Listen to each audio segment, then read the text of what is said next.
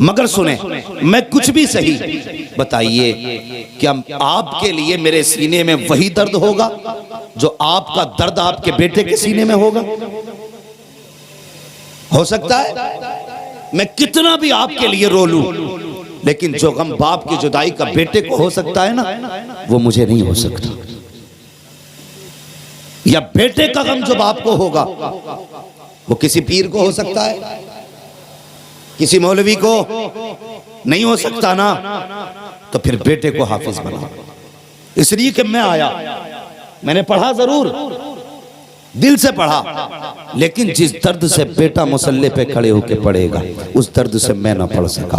फर्क कितना है, जब बेटा मुसल्ले पे खड़ा होगा, बाप का जनाजा सामने होगा, तो वो देख के आंख में आंसू लाएगा और याद आएगा उसे, ए मेरे मालिक ये वो जनाजे में लेटा है जिससे कभी मदरसे से मैंने खर्चा मांगा था तो इसने टूटी हुई जूती तो पहनी थी लेकिन कुरान का खर्चा बंद नहीं किया था, खुद तो पैबंद के कपड़े पहनता रहा लेकिन मेरे मदरसे के लिबास में कमी नहीं आने दी थी। ए मेरे मालिक आज ये वो जनाजे पे लेटा है जिसने कई कई दिन तक बिना नाश्ते के खाना पैसा कमाया लेकिन कभी मेरे खाने के खर्चे में कमी ना आने दी। जब बेटे के सामने बाप की ये कुर्बानियां होंगी तो मुझे बता बेटे की आंख में आंसू होगा कि नहीं, बेटे के आंसुओं से बाल चेहरा तर होगा कि नहीं। और जब कोई भी बंदा रब की बारगाह में आंसू गिराता है तो वो इतना करीम है, इतना करीम है, उसकी शान तो ये है अगर ना मानने पे आए तो पहाड़ बराबर सोना दे दो, वो तब भी राजी नहीं होता है। और अगर राजी होने पे आ जाए तो दो आंसू कतरे कतरे आंसुओं के गिरा दो, वो दो आंसू देख करके माफ कर देता है।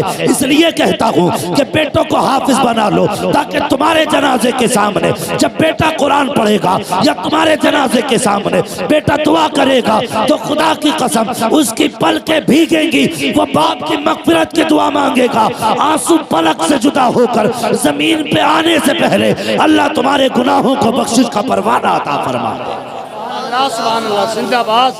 इसलिए जरूरी है बेटों को हाफिज बनाएंगे इंशाअल्लाह। हाँ, बेटे को दीन से जोड़िए। और एक बात और बताऊं, इन पढ़े लिखों के फायदे। आज कई लोग कहते हैं मौलाना औलाद बिल्कुल इज्जत नहीं कर रही, ये बड़ा मसला है, औलाद इज्जत नहीं कर रही। सबसे पहला हमारा सवाल होता है पढ़ाया क्या था, पढ़ाया क्या था?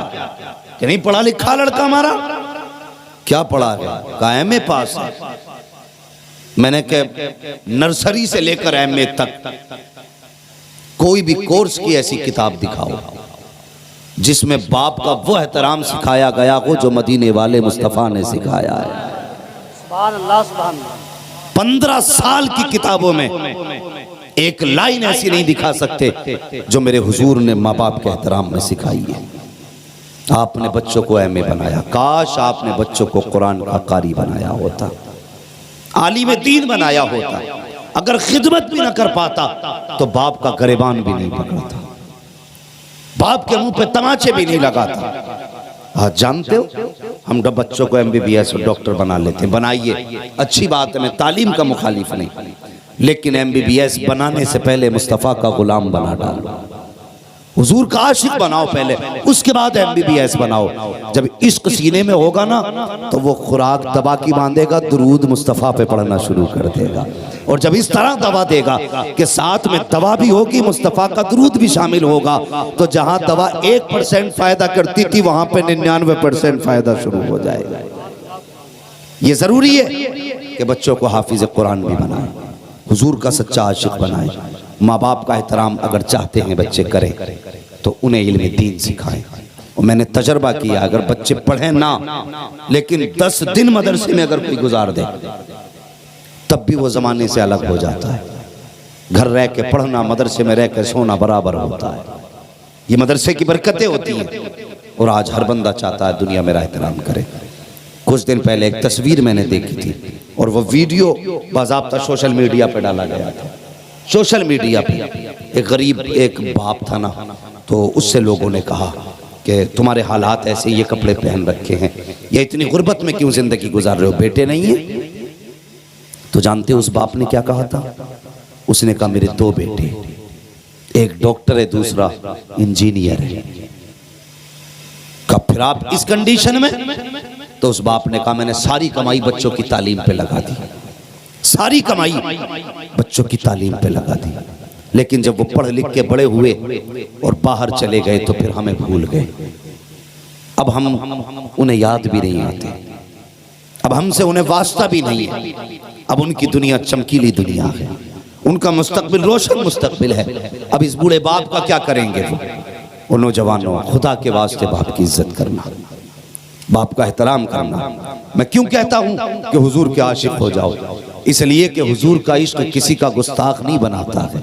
हुजूर का इश्क हमें अदब सिखाया करता है, हमें एहतराम सिखाता हुजूर का इश्क। जब हुजूर का इश्क होगा ना तो फिर बाप रोएगा नहीं। जब हुजूर का इश्क होगा तो माँ की आंख में आंसू नहीं आएंगे। जब हुजूर का इश्क होगा तो कोई किसी को तकलीफ नहीं देगा। जब हुजूर का इश्क होगा तो अपने अमाल भी बेहतर होंगे। हुजूर के इश्क की अल्लाह अकबर। आओ तुम एक दास्तान सुनाऊं, भाई कई बार आपने सुना होगा। अल्लाह अकबर, हुजूर के चहीते आशिक हैं, हुजूर के लाडले आशिक हैं, खैरुत ताबई हैं, हुजूर को देखा भी नहीं है। अल्लाह अकबर, मगर इश्क इतना है कि जिससे हुजूर का तज़किरा सुनते थे रोना शुरू फरमा दिया करते थे। हुजूर के ऐसे ऐसे आशिक हुए हैं। अल्लाह अकबर। मेरे हुजूर ने फरमाया था मेरे सहाबा तुम्हारे लिए एक खुशखबरी है और बाद वालों के लिए 3 खुशखबरियां। तुम्हारे लिए एक बार मुबारकबादी, लेकिन बाद वालों के लिए 3 मरतबा मुबारकबादी। किस बात पर हुजूर? कहा कि तुम्हें मुबारकबादी इस बात पर है कि तुम मेरे सहाबा हो, तुमने मुझे देख के कलमा पढ़ा, इसलिए एक मुबारकबादी। और बाद वालों को 3 मुबारकबादी। सहाबा कहने लगे या रसूल अल्लाह, ज़माना आपका, हम आपके ज़माने में हैं, हम आपके ज़्यादा करीब हैं, तो ज़्यादा मुबारकबाद के मुस्तहिक तो हम हुए ना, फिर बाद वाले क्यों? तो हुजूर ने फरमाया था बाद वाले मुबारकबाद के लायक इसलिए हैं कि तुमने देख के कलमा पढ़ा है, वो मुझे देखे बगैर कलमा पढ़ गए। तुम में से किसी ने चांद के टुकड़े होते देखे तब कलमा पढ़ा, तुम में से किसी ने सूरज को पलटते हुए देखा तब कलमा पढ़ा, और वो तो मेरा नूर देखा भी नहीं उन्होंने, कोई मौजज़ा नहीं देखा होगा। लेकिन कोई आशिक कहेगा हुजूर का इश्क ऐसा था, हुजूर का जलवा ऐसा था कि उसकी कोई मिसाल नहीं थी, तो वो भी साथ में कहने लगेंगे लमियाती नज़ीर कफ़ी नज़रिन मिसले तो नशुद पैदा जाना, जगराज को ताज तुरे सरसो है तुझको शहेदो सरा जाना। जब कोई हुजूर के जलवों की बात कहेगा तो वो बगैर देखे कहेंगे सरवर कहूँ के मालिको, मौला कहूँ तुझे, बागे खलील का गुले ज़ेबा कहूँ तुझे, तेरे तो वस्फ़ ऐबे तनाकी से है बरी, है राखू मेरे शाह, मैं क्या क्या कहूँ तुझे। आका फरमाते हैं तुम देख के कलमा पढ़ते हो, उन्हें मुबारकबाद इसलिए कि वो देख के नहीं बल्कि जो सुनेंगे उसी पे ईमान रखना शुरू कर डाल। ये हमारा इश्क है। लेकिन ये याद रहे कोई भी ताबई सहाबी के बराबर नहीं हो सकता। ख्याल रखे, यहां पे मैंने अफजलियत साबित नहीं की है। कोई ये ना कह दे कि वो मौलवी आम उम्मती को सहाबा से अफजल बता के गए, अफजल नहीं बताया है। हुजूर की जानिब से जो मुबारकबादी दी गई है वो बात बताई।